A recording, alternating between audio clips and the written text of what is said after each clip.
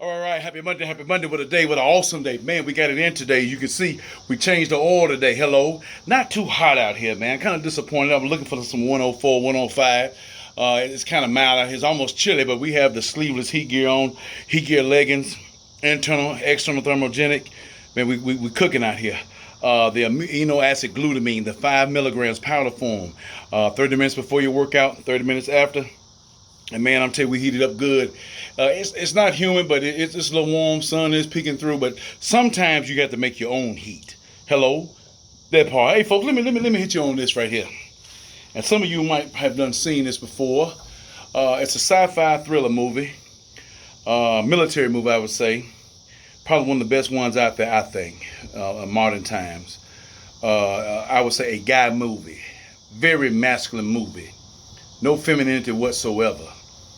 1987, the movie called Predator, very first one. If you haven't had a chance to check it out, check it out. Because I'm on the title of this video is going to reference to that, and it has a very good meaning to it. And I tell you, man, it's intense. It's an intense movie. Man, I remember I first saw. I didn't see it at the movie theater. I saw it on cable, and man, I didn't know what the world was going on. Yeah, about an alien coming in contact with some special units there. The two characters I'm talking about is Jesse Body, Ventura's character, Blaine, Bill Duke's character, Duke. They were very close. And sometimes, man, in the United States, we need more of this. And some of you guys has been in the military, some of you have experienced this. We wouldn't have much racism. And I know it may be some in the military. Hello. But it's very slim. Why? Because when you're in combat and you depending on somebody with that American flag on your sleeve, it doesn't matter if you're the Marines, Army, Special Forces, SEALs, Coast Guard, Navy, Air Force, you looking to see that United States flag when you're in foreign country, folks. And they were close friends. They done went through many campaigns, many missions. On this particular mission, man, you have to see this, and I hate to be a spoiler of this, but you watch the whole movie. One of the other guys, their friends, their operatives, Hawkins, was killed by the Predator, and they're looking for his body. And Blaine having this, he kind of run up and seeing a blood trail, and all of a sudden he hears something through the wood, and he's thinking it's him, but I'm thinking it's a possum or something like that. And he's tensed up. You ready to shoot? You ready to fire? And because you're looking for your boy, you know what I'm saying. So all of a sudden he kind of relaxed after he saw what happened. Then all of a sudden something wet hit him, and then something came from the back, a big old light. Then it came right out of his chest, shot him, killed him, opened him up. Everything cauterized. And he went down, and you're so many feet from your operative, and Max saw that. And he hollered out, "Sergeant," and he started shooting. He got up close to him, he looked at the body, and he looked up. The Predator was on the trees. And I believe my soul, man, they got his movement from a squirrel. Because I used to hunt these squirrels, man. Coming down the tree forward with the head down. The Predator does that, squirrels does that.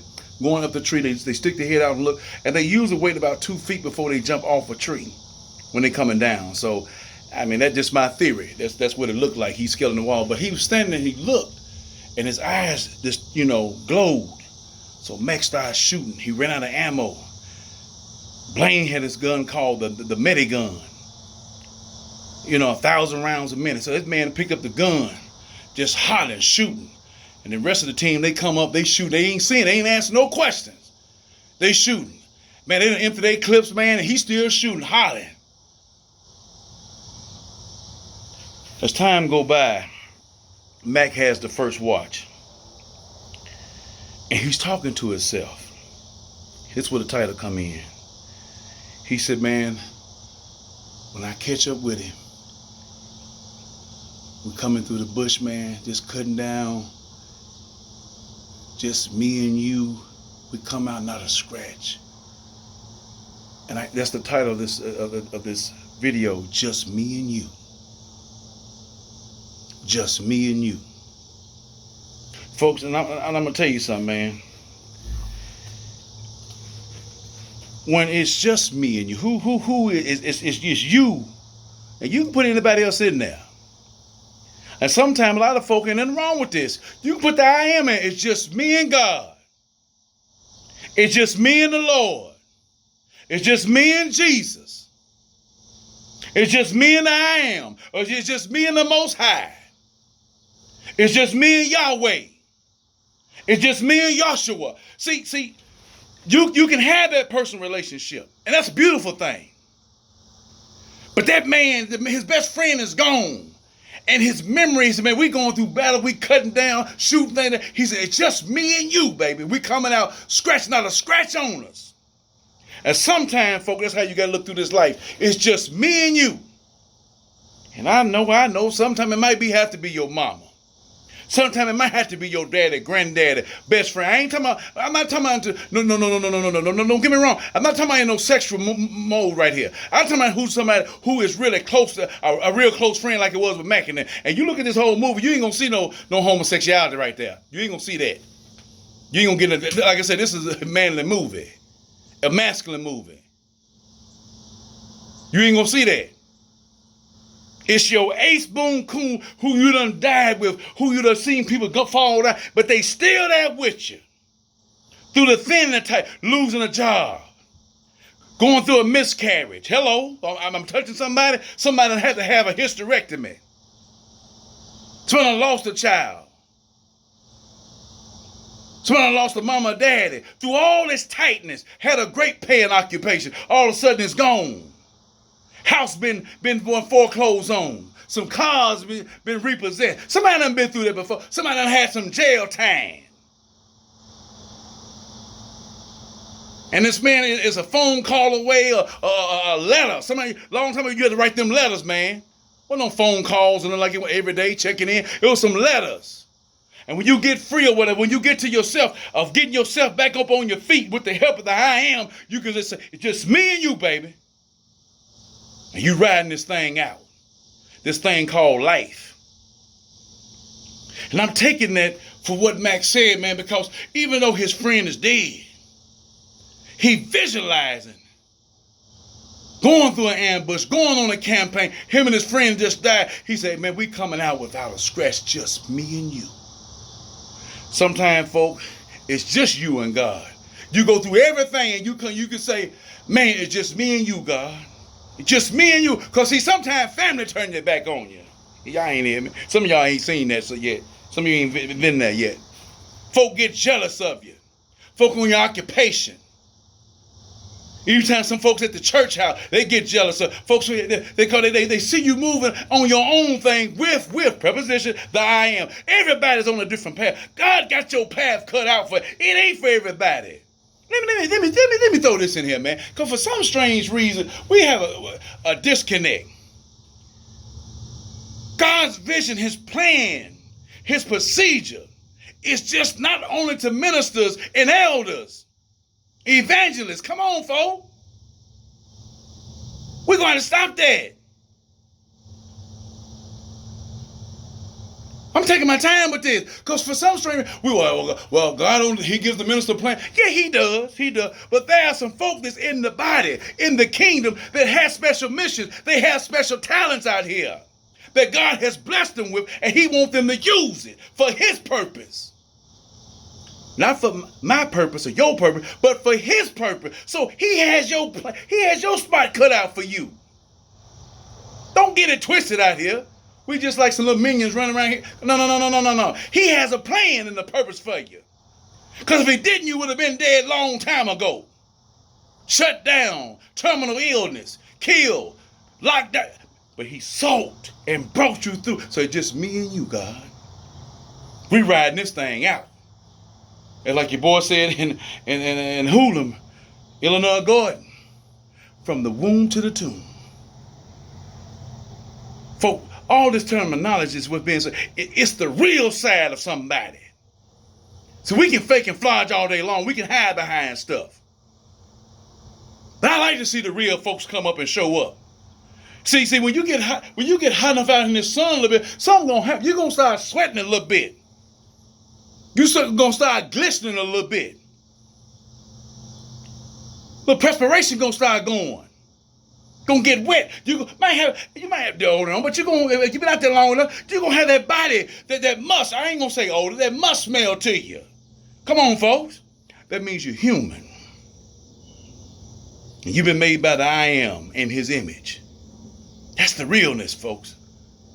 Young folks have been, they the truth, man. When people want truth.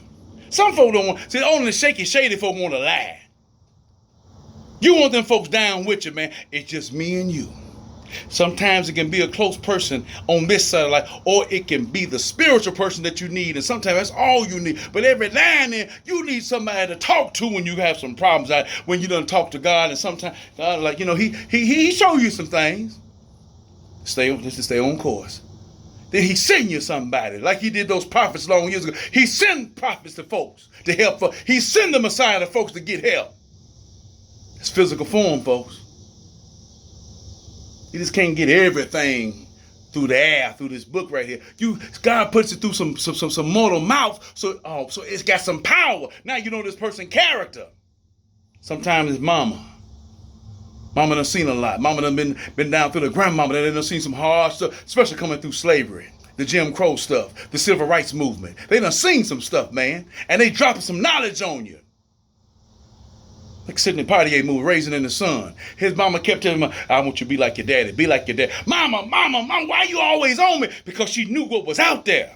That racism was still standing at folks. It didn't matter where you live. It was still smacking because of the color of his skin.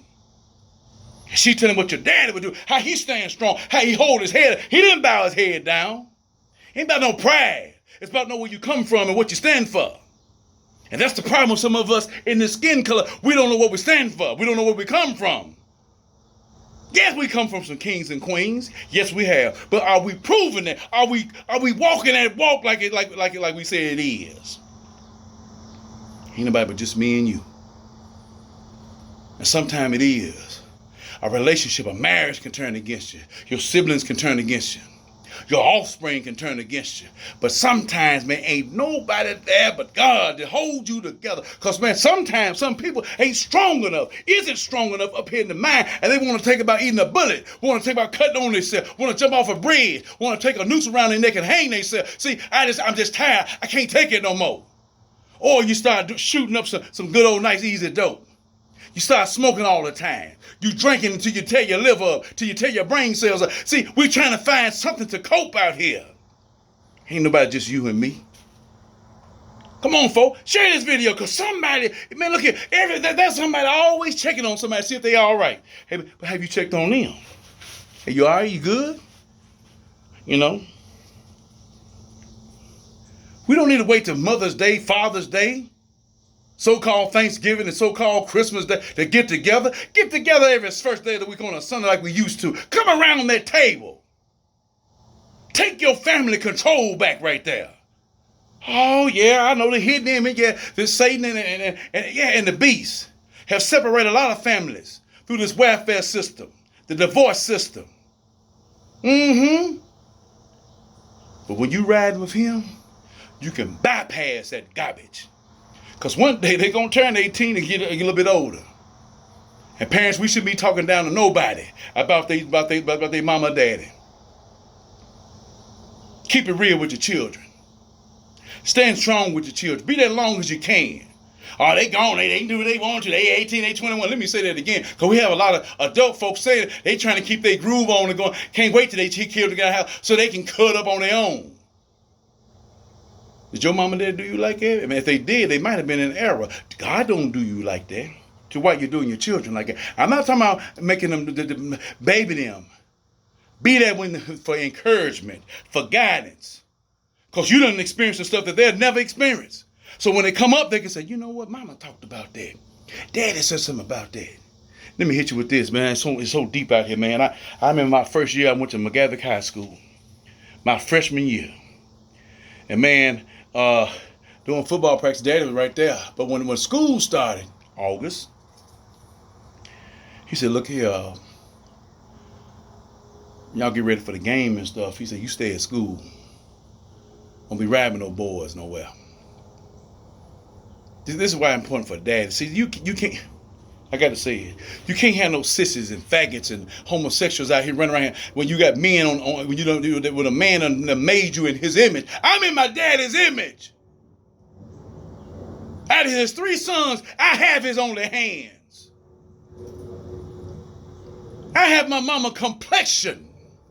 Her eyes and stuff. But it took somebody else at my daddy's funeral and said, boy, you sure do favor your daddy. I said, there ain't no way I look like mom. I look like my mama. Then I look at the obituary and mom said, boy, you him. You him. Big old wide chest. You can get that flat face. And I'm looking. I said, yeah, that is Mr. Claybrooks right there. I do remember my dad for years. Look like mom. But it took some time. But this man is telling his son, he done played football. He done played the game. He know what goes on. I don't want you. Why? I don't want you out here smoking no weed. I don't want you riding nowhere. You keep your butt at school. So the time come, man. Hey, Claybrooks, come on, ride with us, man. We be back. We gonna go up to the store. And I never forget this. I said, I can't go. Why not? My daddy told me not to go. He told me to stay here at school. Your daddy, and I never forget this. Matt Taylor, our center. He said, man, he got to listen to his daddy. White dude, white boy.